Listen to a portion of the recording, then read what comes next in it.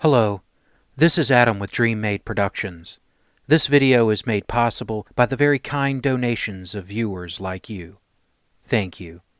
If you are in a position to help this channel improve quality and grow, please visit my Patreon page at www.patreon.com/DreamMadeProductions, linked below.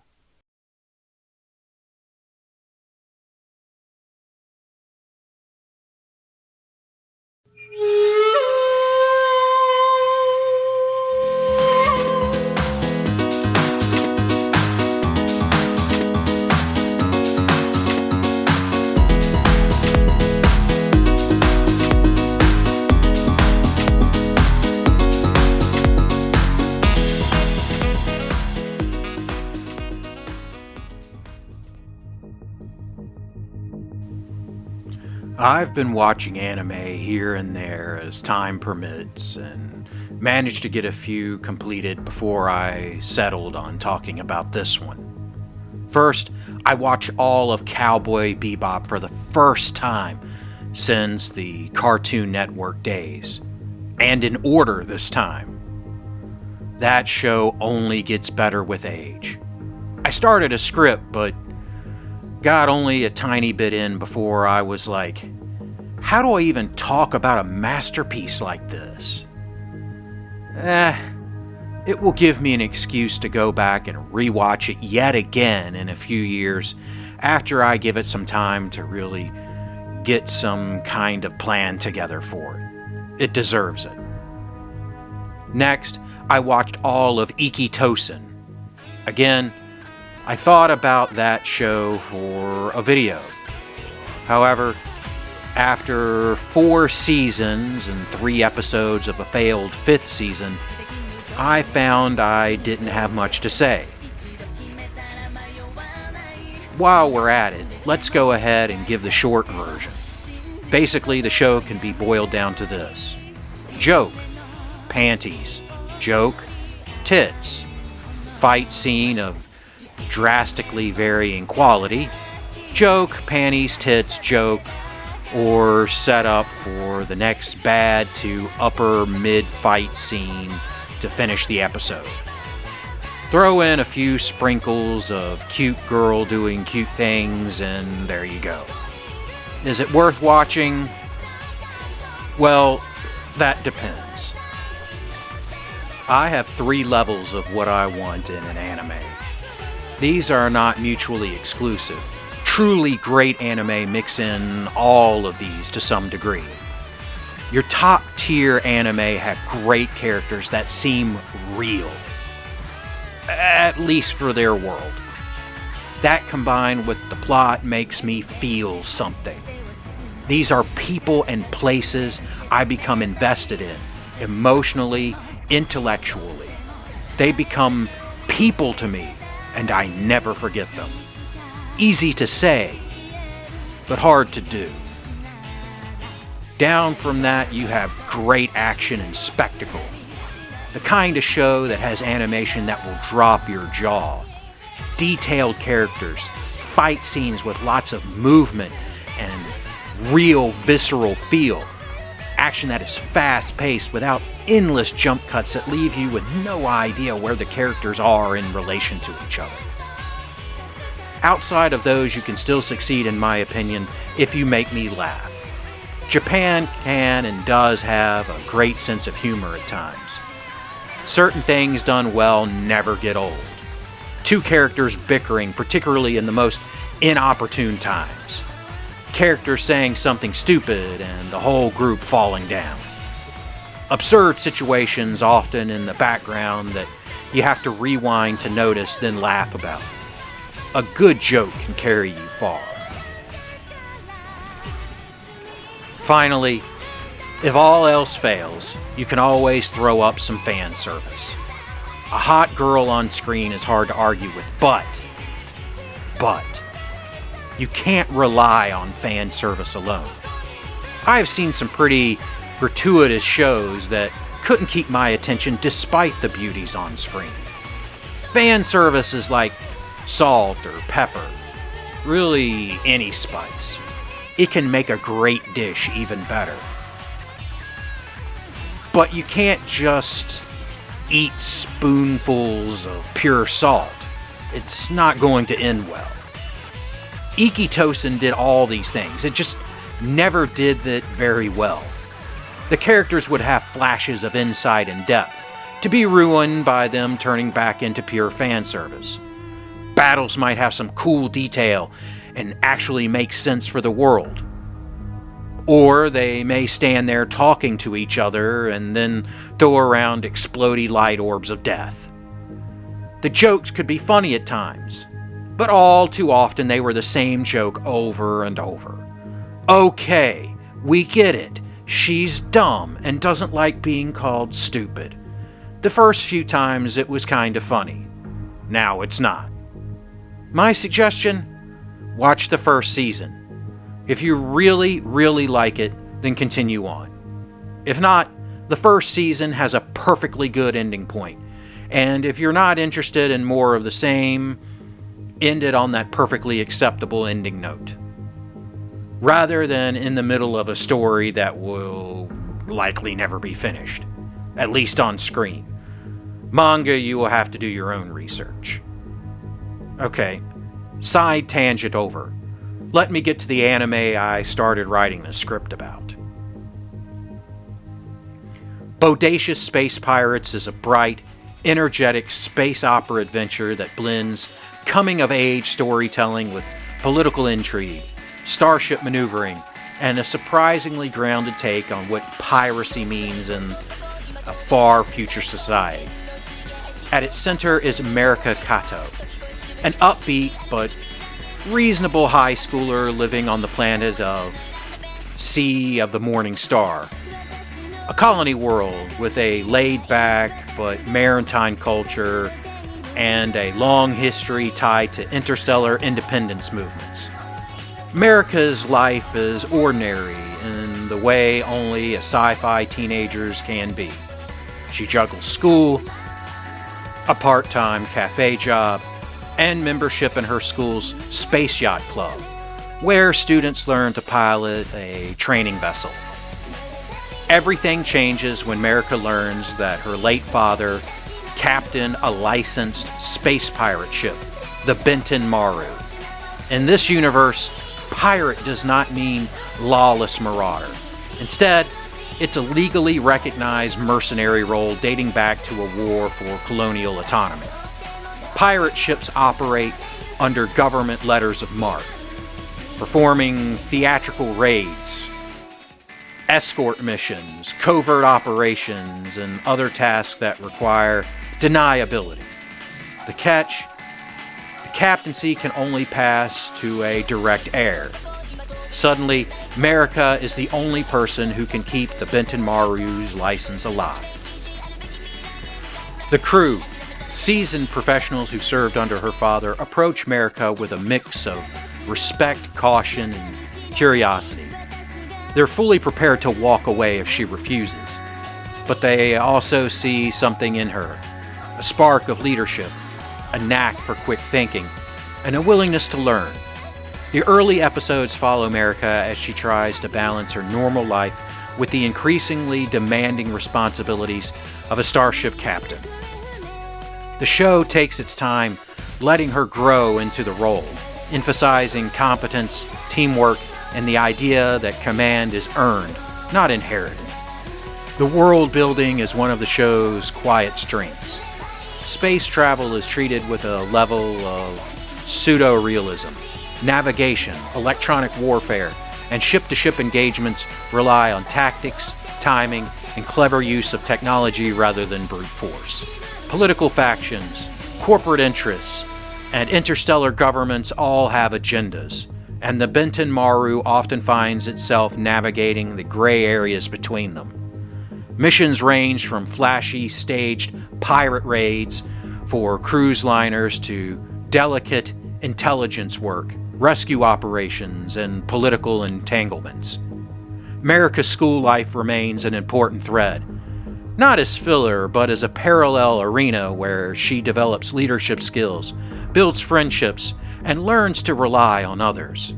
The Space Yacht Club becomes a surprisingly central element, showcasing how young pilots train, compete, and handle real emergencies. The series treats its teenage characters with respect. They're capable, curious, and sometimes reckless. Tonally, the show is optimistic without being too naive. It celebrates competence, camaraderie, and the thrill of exploration. There's humor, but it's never at the expense of the character's intelligence. There's action, but it's grounded in strategy rather than spectacle. There's intrigue, but it's woven into the fabric of the setting rather than hinging on shocking twists. As Marika grows into her role, the series explores what it means to lead, to inherit a legacy, and to carve out your own identity in a universe filled with competing expectations.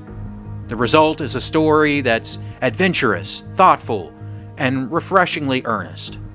A space opera that values cleverness and heart as much as it does starships and laser fire. Watching this anime, I fell right into the cute girls doing cute things vibe. However, it also made me question some things. Marika is a top-level student in her school and is almost always positive about everything. After learning about her heritage, she says, "Who ever heard of a legal pirate?" It kinda made me question about how much research she, or the writers, did. Privateers were a thing, and they did operate on letters of marque and reprisal. The show seems to know that, but acts differently. The show should really be called Bodacious Space Privateers. But I suppose that doesn't have as good a ring to it. I also question just how positive one girl can be.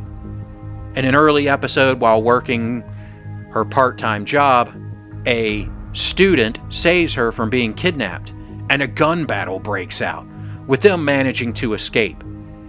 Even after such a traumatizing event, Marika remains semi-bubbly, overly positive, and surprisingly casual about the whole ordeal, wanting to go back to work and finish ringing up the parfait her purposely mysterious savior had been eating. It's not played off as shocking or anything either. This was a chance at a breaking point for the character, a realization that her world of being a child is shattered forever. Something we all face sooner or later in real life. Instead, she is walking to school and riding her bike as normal the next episode. Another early example is when they are talking about electronic warfare. Marika decides she wants to fight an EW battle without knowing anything about it. The girl defending the hacking attempts admits she knows very little about electronic warfare. Marika is supposedly showing signs of being a good leader here by being decisive, deciding to fight a battle in which she admits she knows nothing about. Of course, somehow it works out in her favor, ending with a oopsie-doopsie level of consequence. And that is more or less the theme of the show. For most of the series' runtime, the show very much focuses on cute girls doing cute things. The show sets up serious or dangerous situations that could be used to explore deeper topics. Instead, the climax is typically a cute, cooperative, and sudden resolution. It can be actually a bit jarring. The show leaving me several times with a, "Wait, that was it?" feeling before getting back to cute girls doing cute things. Part of this is the world the anime builders set up. As I mentioned before, the space pirates are more space mercenaries or space privateers. But even that is not completely fair. The show quickly reveals that modern piracy is mostly performative. They attack luxury liners to entertain the rich passengers. Sure, they make off with some loot, but they are celebrated for the excitement. It's a show, not a brutal theft.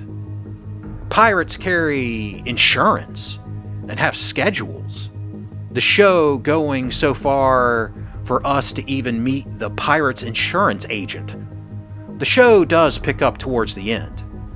The last two arcs have a bit more at stake and not resolved with the let's all hold hands and be friends ending. Cute girls doing cute things and everyone being friendly never goes away, not really, but there is some real excitement near the end that made me wish the entire show had been that way.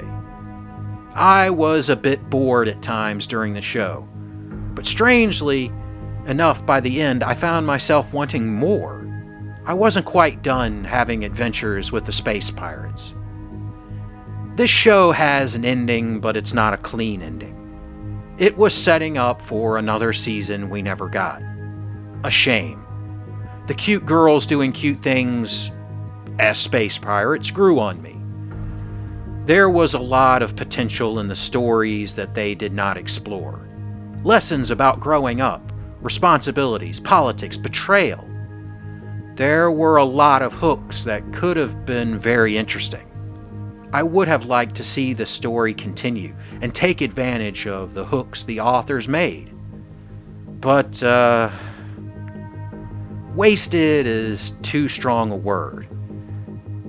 Failed to take full advantage of. The visuals do the job. Nice animation for the character scenes, with CG mixed in for the starships. It works pretty well, and did not jar me out of the show like some other mixed projects do. The music is whimsical and cute, which adds to the cuteness of the characters. I found myself enjoying the music cues when a good joke was made. Fan service was very light. A beach episode, of course, but nothing inappropriate for most audiences. Although I do question the high school uniform that is used in Zero G that is skirt-based, especially when the schoolgirls have a tracksuit with pants as part of their outfits. Whatever, it was not played up, so I don't really count it. I don't know if it's really fan service, but one fan servicey moment that made me smile and laugh a bit was the look on the stoic girl's face when eating her parfait. I get the idea it was supposed to show that the cold girl has a weakness, but her face makes me question if it was meant to be a dirty joke or if I'm reading too much into it. Action scenes were rare. They backloaded much of the excitement. If you can't stand the cuteness, you won't make it to them. The story arcs were... how can I say this? They were anticlimactic. Several times the story set up moments that should have been interesting, either a life lesson, a character study, or development, or an action scene. Yet the twist, for me at least, was how the story resolved the situation without giving any of these. I can say I certainly did not see how a lot of the arcs ended. Only in one arc was I blindsided in a good way. Looking back at scenes and picking up, there were subtle hints. I don't want to ruin that for anyone, so I'll leave it at that. There was a follow-up film, Bodacious Space Pirates: Abyss of Hyperspace. The movie was largely the same with a few exceptions. First, the animation had more detail. The bridge of the Benton Maru had a lot more little details. Some of the characters had a lot more detail and looked, sharper. I liked how the movie went out of its way to give all the characters at least a few seconds on screen. It would have been so easy to skip over the minor characters, but the members of the school yacht club had their moments, as did the pirate crew. Another thing I noticed, the Benton Maru had actual crew this time out. In the series, we rarely got to see any crewmen outside the bridge crew. At times in the anime, it felt like the only members of the crew were the bridge crew. There was a nice shot of America walking through the ship and the corridors having crewmen walking this way and that with a good variety of looks, not just uniforms walking with faces obscured. The plot seems like an entire arc made into a movie, which is not bad. The flow of the story is something I got used to by now. I won't go into the plot. I will leave that for you to discover. I will touch on a few things. Two big events I had also been waiting for happened in the movie, so minor spoilers. During the series, Marika wondered about her mother's history as a pirate and wanting to see her in action. I was waiting for the two of them to meet up on an adventure, but they never did. It's very brief, but Marika does finally get to see what her mom can really do. Marika also finally attacks in a battle. In the series, she always finds a way to withdraw or escape. Even in the big battle at the end of the series, she did very little actual commanding of the battle. This time, she orders for weapons to fire. Maybe it wasn't a big deal, but for me, I have been waiting for her to actually engage, and she did. The movie was an okay send-off. It did not resolve anything, and it missed a real chance at an ending. Marika closes the movie starting her final year of high school. A better ending would be for her to have graduated at the end, and we could have seen her finally becoming an adult. They did a pretty good job with that, seeing the school yacht club president, Jenny, go from high school girl at the beginning of the series and in the movie being a full-on businesswoman. I would have liked to have seen Marika grow up, but that's just me. I guess I read too much into the cute girls doing cute things in space show. In the end, if you like these kinds of shows, Bodacious Space Pirates is a fun, cute girls doing cute things and showing friendship's adventure. If you are looking for a deep story about growing up, an action show filled with space battles or gunfights, well, this is not it. It largely falls into a good young adult or family show. The adults drink beer and wine, and there is a tiny bit of fan service, but for the most part, almost anyone can watch the show. I can be a sucker for shows, and I can say I was sad when I reached the end of this one. I really did want to see Marika grow up, and, well, I don't know if this was on purpose or not, but there seemed to be a hidden plot going on in the background. Threats were growing and power struggles beginning. It was subtle, and maybe I'm reading too much into it, but it seemed like that nations were beginning to wake up, with the Galactic Empire starting to again creep into the affairs of the border worlds. Maybe this is explored more in the manga or novels. Or maybe I was just looking for this show to be more than it was. But what do you think? Let me know if you have seen the show. Am I crazy, or was more going on? And as always, I hope you enjoy the battle reps that are to come. Arg!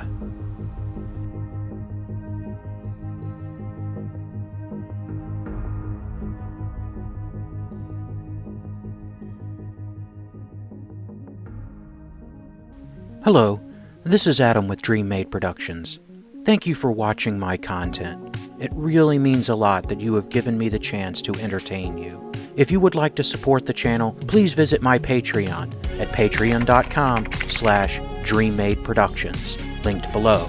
Also below is a link for PayPal, or links if you would like to send crypto, if that's more your thing. Please know any amount that you give will be cherished and used to upgrade equipment and improve the channel. You can also help the channel by subscribing, turning on notifications, liking, commenting, and sharing my channel with anyone you think might be interested.